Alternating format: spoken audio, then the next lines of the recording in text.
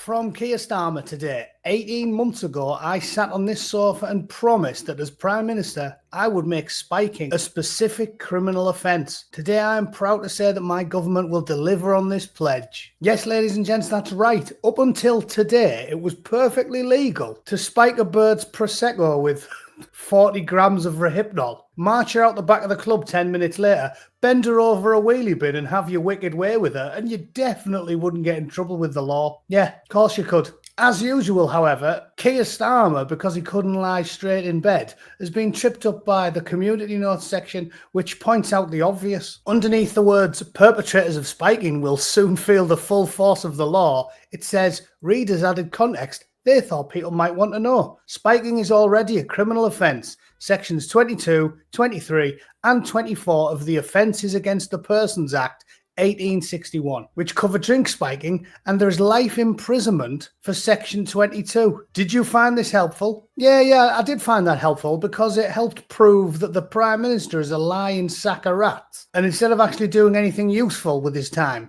he spends his days tinkering around the periphery with things that have already been dealt with, so he can desperately try and make himself popular while simultaneously behaving like the worst type of one bollocked Austrian dictators. There's hundreds of people in prison for bad manners, and he's trying to sell you on a law that was passed 150 years ago. Do you feel like you're getting your money's worth out of him? Because I don't.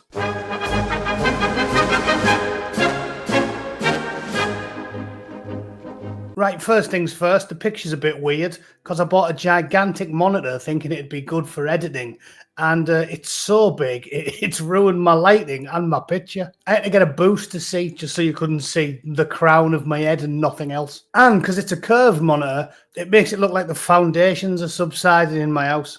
I mean, they probably are, but it hasn't affected the picture yet. Anyway, let's talk about the story, shall we? Because Jess Phillips got involved now, and we love listening to her, don't we? We love listening to old sheep teeth randomly have a pop at men. She never wastes a chance, does she? In her head, a woman can't pop a can of Strongbow anywhere up and down the country without 40 blokes trying to smuggle pills into it and then finger her next to the urinals. The woman lives in Crazy Town, and she always has done. But let's see what she has to say, shall we? Intervene if women are at spiking risk, says Minister. Bystanders should be prepared to step in and help women who appear at risk of spiking during the Christmas party season, the Safeguarding Minister has said.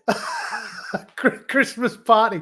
Worst office Christmas party ever, that. If all the drinks have been laced with narcotics. And as if you need to be told. As if you need to be told by Jess Phillips. Like, if it wasn't for Jess Phillips telling me, I just think that Ahmed leading Alison from accounts across the floor, and she appears to be giddy and woozy and swaying aggressively. I just think him leading her into the stationery cupboard and then smashing the back doors in was perfectly reasonable behaviour. Yeah, good job you told me, Jess. She is love. Jess Phillips said, just go up to a woman and say, is everything all right? We're safe to do so. Ah, yes, but it's not safe to do so, is it? Under a Labour government. Because if the person doing the drugging and the assaulting happens to have a little bit of a tan, then you're in a pickle, aren't you? Because you've instigated a two-tier justice system, haven't you?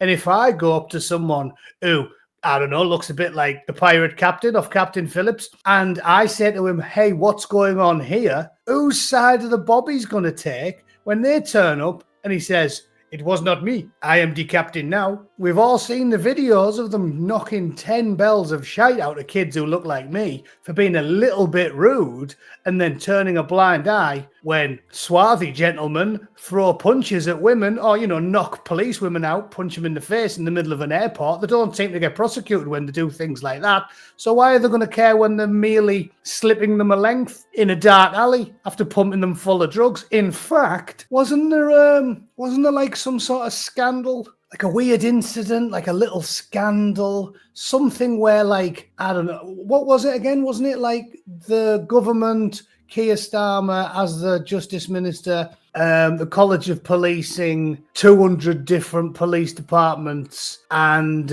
50 or 60,000 girls getting industrially rogered above filthy kebab shops up and down the whole country? Wasn't there something like that happened? Or am I making that up? Wasn't there a famous incident of coppers pulling up alongside a car full of gentlemen from Algeria and seeing them roasting a 12-year-old, and the men laughed about it, and the coppers just tutted and drove away and didn't do anything about it? Didn't that happen? Because I'm sure that happened.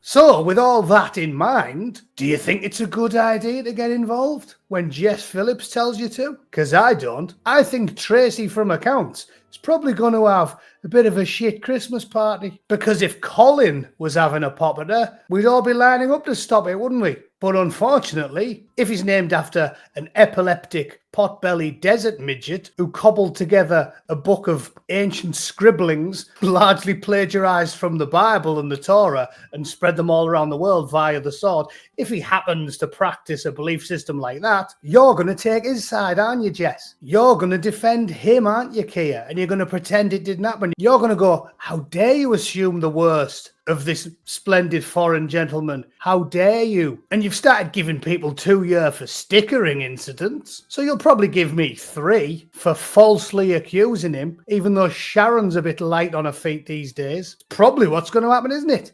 I'm just being cynical. I'm rambling. Let's finish the story, shall we? Just for a laugh. It comes as Prime Minister Keir Starmer met police chiefs and transport leaders to coordinate action against spiking.